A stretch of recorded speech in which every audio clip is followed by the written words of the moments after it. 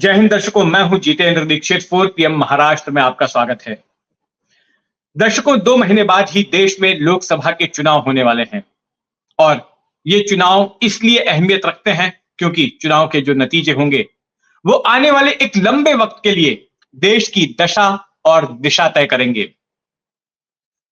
तमाम पार्टियों के गठबंधन सीटों के बंटवारे की प्रक्रिया में जुट गए हैं। पार्टियां भी अपने कार्यकर्ताओं से तालमेल बना रही हैं।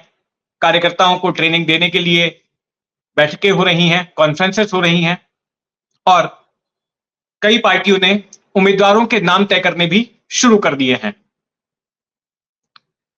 अब जब चुनाव की बात होती है तो अक्सर बीजेपी पर विपक्षी पार्टियां यह आरोप लगाती हैं कि ईवीएम में गड़बड़ी के जरिए बीजेपी ने जीत हासिल की और बीते चंद सालों से हम देख रहे हैं कि इस तरह के आरोप बीजेपी पर लगते आए हैं और इन चुनावों से पहले भी ईवीएम को लेकर सवाल खड़े किए जा रहे हैं कि ईवीएम में छेड़छाड़ की मदद से बीजेपी जीत सकती है। अब ईवीएम में छेड़छाड़ की जा सकती है, नहीं की जा सकती है, होगी या नहीं होगी, इस मुद्दे को दरकिनार रखते हुए अगर हम इस बात की पड़ताल करें कि जमीन पर आखिर बीजेपी कर क्या रही है अगले चुनाव जीतने के लिए, तो इसकी मिसाल महाराष्ट्र में देखने मिलती है, मुंबई में देखने मिलती है और उससे विपक्षी पार्टियां एक अंदाजा ले सकती हैं कि आखिर कैसी रणनीति बीजेपी अपना रही है ताकि फिर से एक बार वो सत्ता में वापस लौट सके।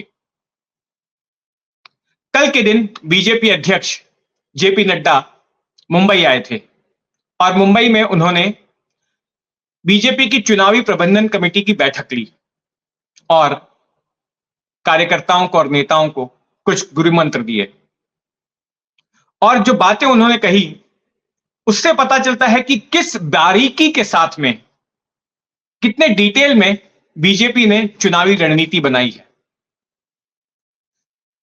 मुंबई में कुल 6 लोकसभा की सीटें हैं और इन 6 लोकसभा की सीटों को 2 क्लस्टर में बीजेपी ने बांटा। एक क्लस्टर जो है साउथ मुंबई की सीट, साउथ सेंट्रल मुंबई की सीट और नॉर्थ ईस्ट मुंबई की सीट का बनाया और दूसरा क्लस्टर बनाया नॉर्थ सेंट्रल मुंबई की सीट का, नॉर्थ वेस्ट मुंबई की सीट का और नॉर्थ मुंबई की सीट का। अब इन दोनों क्लस्टर्स को अलग अलग संबोधित किया गया और कार्यकर्ताओं को बताया गया कि आखिर किस तरह से उन्हें इस बार जमीन पर काम करना है। कार्यकर्ताओं को संबोधित करते हुए जेपी नड्डा ने यह बात कही कि देखिए, यह बात तो तय है कि बीजेपी इस बार वापस जीत रही है, लेकिन उद्देश्य चुनाव जीतने का नहीं है, वो तो बीजेपी जीतने ही वाली है। उद्देश्य यह है कि एक हिस्टोरिक रिकॉर्ड बनाते हुए जीते, 400 से ज्यादा सीटें हासिल करते हुए जीते और उसकी खातिर यह जरूरी हो जाता है कि मुंबई की सभी 6 सीटों पर बीजेपी की जीत हासिल हो। बीते चुनाव में 2019 में बीजेपी 3 सीटों पर जीत हासिल कर पाई थी और बाकी की जो 3 सीटें थी वो गठबंधन की तब पार्टनर थी शिवसेना, अविभाजित शिवसेना, उसे मिली थी। तो उस अविभाजित शिवसेना के जो 3 सांसद थे उनमें से 2 सांसद आ गए हैं अब शिंदे के साथ में, जो कि अब बीजेपी के साथ सत्ता में है महाराष्ट्र की। तो कुल मिलाकर बीजेपी का मिशन है कि महाराष्ट्र में जो कुल 48 सीटें हैं उनमें से 45 सीटें कम से कम हासिल की जाएं।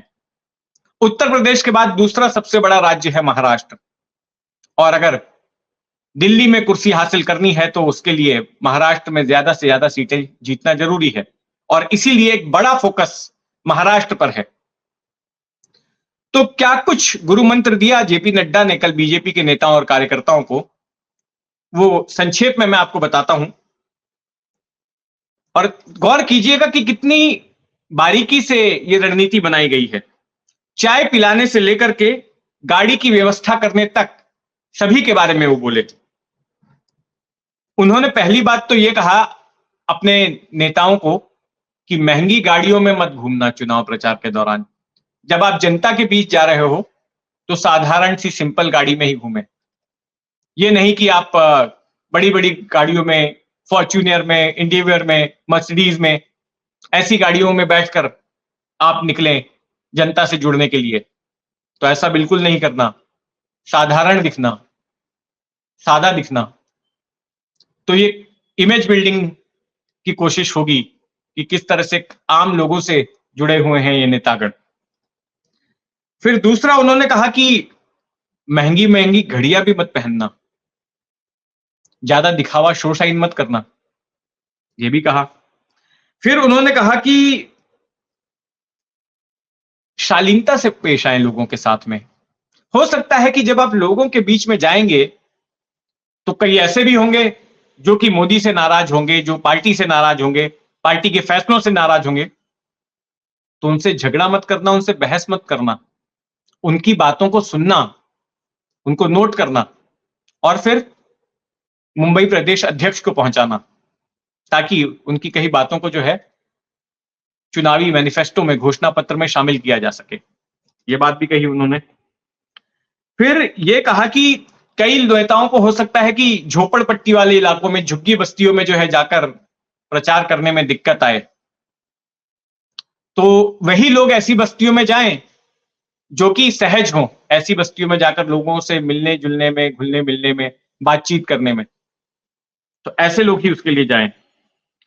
फिर ये भी कहा उन्होंने कि चुनाव प्रचार के दौरान जो है बहुत बड़े-बड़े नेता आएंगे, केंद्रीय नेता आएंगे, केंद्रीय नेतृत्व के नेता आएंगे मुंबई में चुनाव प्रचार के लिए।